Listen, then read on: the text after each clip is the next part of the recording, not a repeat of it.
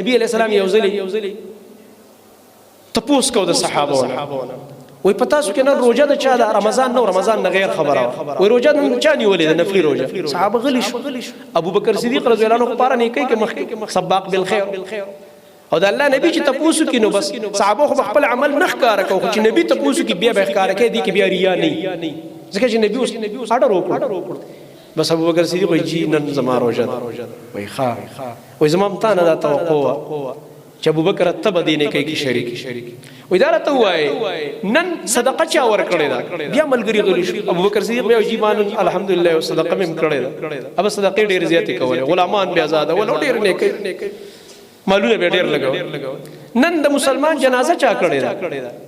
بیا ورته وای جی وای نن ما د مسلمان جنازه م کړی نن د بیمار پرسی چا کړی وای جی ما د الله نبی فرمایل په یو ورځ کې چې چا دا سلور اعمال راجم کړی دا جنتی انسان الله رب العالمین د بخنه نو روزه خو تیار هم نیولې ده د خپل وس مطابق یو صدقه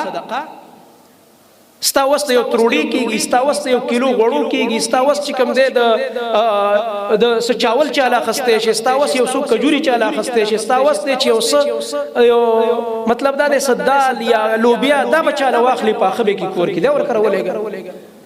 او کله چې مختلف سيزونه راغونډ کې والله در لاجر درکړي بغیر د دې چې تاسو څوک خبر شي او چا کوي ولې